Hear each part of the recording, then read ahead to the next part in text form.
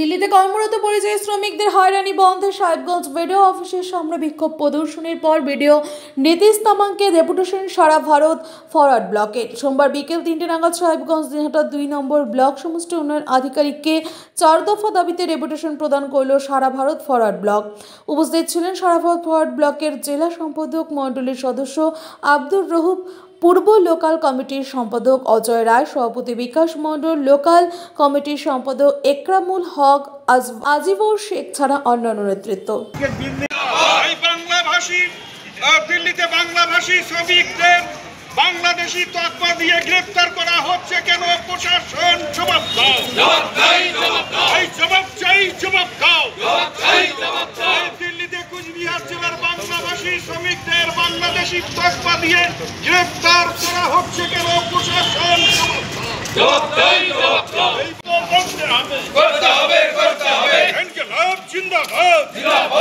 কুচবিহার জেলার কর্মরত দিল্লিতে বাঙালিদের বাংলাদেশি বলে হয়রানি করা হচ্ছে কেন? প্রশাসন জবাব দাও।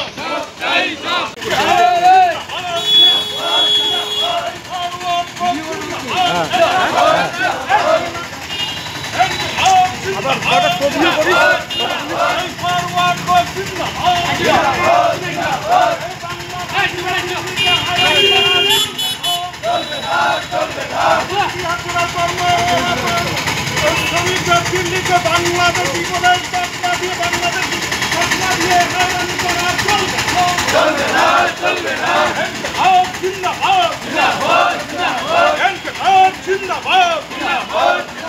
কুচবিহার জেলার বাংলাভাষী শ্রমিকদের দিল্লিতে বাংলাদেশি বলে তকমা দিয়ে হয়রানি করা চলবে না।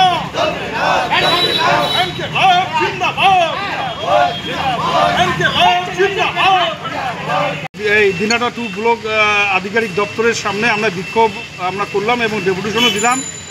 আপনারা জানেন ইতিমধ্যেই দিল্লিতে কর্মসন্ধানী বাঙালি শ্রমিক যারা আমাদের দিনহাটা 2 নম্বর ব্লকের প্রায় 35,000 মানুষ দিল্লিতে তার আশপাশ এলাকায় থাকেন, তারা বাংলায় কথা বলেন।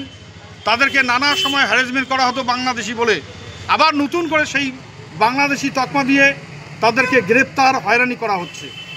এই নাগরিকদের যাতে হয়রানি না করে দিল্লির পুলিশ, তার দায়িত্ব আমাদের এই রাজ্যের প্রশাসনকে নিতে হবে, রাজ্য সরকারকে যেমন নিতে হবে এই এলাকার প্রশাসনকেও নিতে হবে।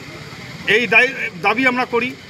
দ্বিতীয় আরেকটি বিষয়, ভারত বাংলাদেশ বিনিময়ের পর ছিটমহল বিনিময় হয়েছে। ছিটমহল বিনিময় উভয় দেশের যে সাবেক ছিটমহলের নাগরিক যারা ভারতের সঙ্গে যুক্ত হয়েছেন তাদেরকেও দিল্লিতে তারাও কাজ করতে গেছেন, কর্মের জন্য কাজের সন্ধানে গেছেন, তাদেরকে 3 পুরুষের কাগজ তাদের কাছে দাবি করছে। এইরকম আবু তাহের বলে একজন, সে পালিয়ে এসছেন, তাকে গ্রেপ্তার করার মুখে সে পালিয়ে আসেন। এইভাবে ঘটনা তাদেরকে আতঙ্ক তৈরি করা হচ্ছে প্রতিনিয়ত। ছিটমহলবাসী যারা একে সাবেক ছিটমহল, তাদের নাগরিকতা পরিচয় ভোটার কার্ড শুধু নয়, জমির অধিকার দিতে হবে, তাদেরকে জমির স্বীকৃতি দিতে হবে। এবং আবাস যোজনায় প্রকৃত গরিব মানুষ তারা বঞ্চিত হয়ে আছেন। অনেক গরিব মানুষ তাদের নাম নেই, তাদের নাম নথিভুক্ত করতে হবে। তার কাটা বেড়ার অপর প্রান্তে যে জমিগুলো আছে বিএসএফ 3 ফুটের উপরে চাষ করতে দেয় না। এই পাট 3 ফুটের উপরে, ভুট্টা 3 ফুটের উপরে এই চাষ করতে দেওয়ার সুযোগ দিতে হবে। অবাধে যাতায়াতের কৃষকদের ব্যবস্থা করে দিতে হবে। কি আশ্বাস দিলেন বিডিও সাহেব? যা বলছেন তিনি উদ্যোগী হচ্ছেন, একমত হয়েছেন, তিনি উপযুক্ত ব্যবস্থা গ্রহণ করবেন এই সমাধানের জন্য।